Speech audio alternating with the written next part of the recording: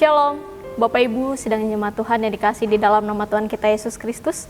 Kembali lagi di dalam program Remora, Renungan Malam Resort GKI Palangkaraya.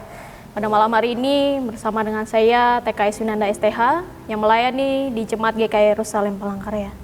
Sebelum kita bersama-sama merenungkan dan membaca bagian dari firman Tuhan, mari kita bersama-sama bersatu di dalam doa. Kita berdoa. Kerinduan dalam hati kami ya Allah Bapa, yaitu untuk mendengarkan kebenaran firman-Mu. Biarlah melalui kebenaran firman-Mu ini boleh menjadi sulu dan pelita di dalam kehidupan kami, dan boleh kami refleksikan di dalam kehidupan kami hari lepas hari. Di dalam nama Tuhan kami Yesus Kristus kami berdoa dan bersyukur. Amin. Pada hari ini 21 Mei 2026 yang menjadi nas dasar perenungan bagi kita pada malam hari ini terambil dari Kisah Para Rasul, pasal yang kedua, ayat yang pertama hingga ayat yang ke-13, di bawah judul Perikop Pentakosta. Dan pada malam hari ini, saya hanya akan membacakan pada ayatnya yang keempat. Demikian firman Tuhan. Maka penuhlah mereka dengan Roh Kudus, lalu mereka mulai berkata-kata dalam bahasa lain, seperti yang diberikan oleh Roh itu kepada mereka untuk mengatakannya. Baiklah Bapak Ibu, saudara-saudari yang dikasih di dalam nama Tuhan kita Yesus Kristus. Pada malam hari ini kita bersama-sama boleh membaca dan merenungkan bagian firman Tuhan yang terambil dari Kisah Para Rasul. Kitab Kisah Para Rasul adalah bagian kedua dari karya penulis kitab Injil Lukas, yaitu tulisan kelanjutan dari kitab Injil itu sendiri. Yang pada kitab Kisah Para Rasul ini dimulai dari kisah kenaikan Tuhan Yesus Kristus. Dan dalam nas ini yaitu tiba hari Pentakosta atau hari raya panen 50 hari setelah Paskah. Yesus dihukum mati 49 hari sebelumnya pada hari setelah perayaan Paskah. Baik Bapak Ibu, saudara-saudari yang dikasih di dalam Tuhan kita Yesus Kristus. Pada saat itu ketika Tuhan Yesus terangkat ke sorga, Tuhan Yesus menjanjikan yaitu Roh Kudus bagi para murid-murid atau para rasul. Dan ketika tiba hari Pentakosta, pada saat itu murid-murid berkumpul di suatu tempat ataupun di suatu rumah. Mereka berdoa, mereka senantiasa menunggu jawaban ataupun janji daripada Tuhan. Dan pada suatu ketika, pada saat itu, sebuah kejadian luar biasa terjadi, di mana turun dari langit tiupan angin keras memenuhi rumah itu, memenuhi ruangan itu. Dan lidah-lidah api hinggap pada mereka. Dan mereka pada saat itu kepenuhan Roh Kudus. Dan Roh Kudus memenuhi mereka, sehingga mereka mulai berkata-kata dalam berbagai bahasa. Pada saat itu mulai terdengar bahwa kejadian itu terjadi di dalam rumah itu, dan banyak orang dari berbagai penjuru dan dari berbagai daerah. Mereka berkerumun dan mereka bingung mengapa hal itu terjadi.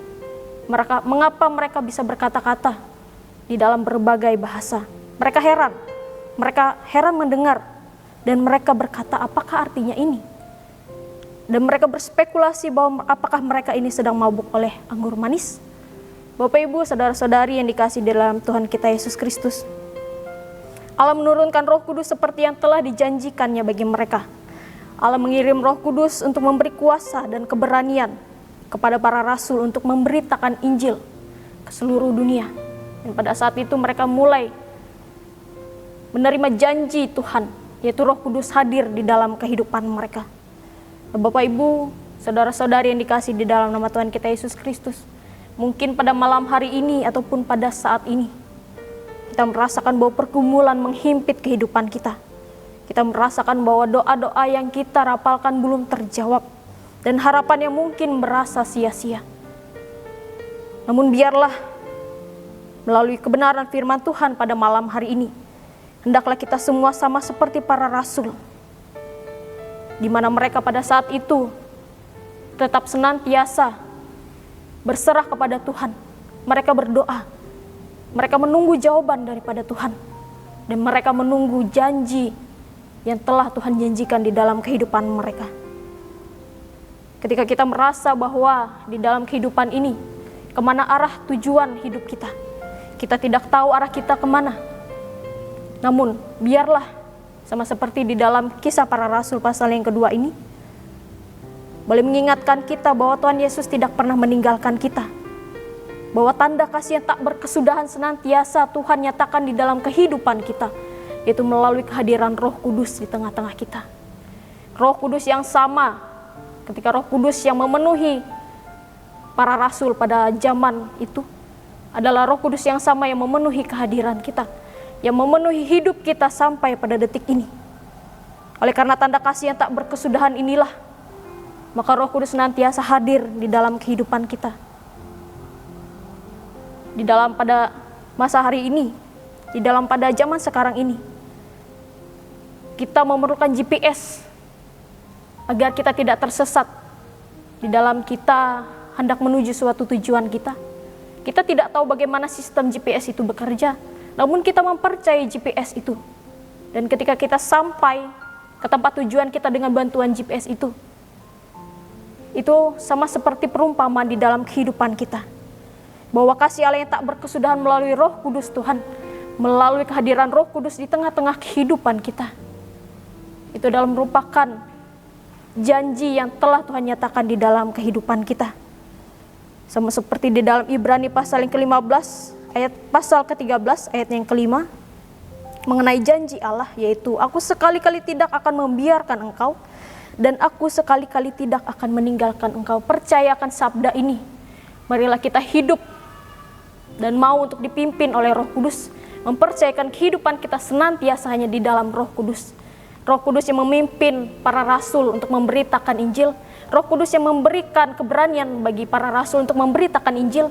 Itu adalah Roh Kudus yang sama yang senantiasa memimpin kehidupan kita sampai pada hari ini, sekarang, dan sampai selama-lamanya. Tuhan memberkati kita dengan firman-Nya. Amin. Mari kita bersatu di dalam doa, kita menaikkan doa kita.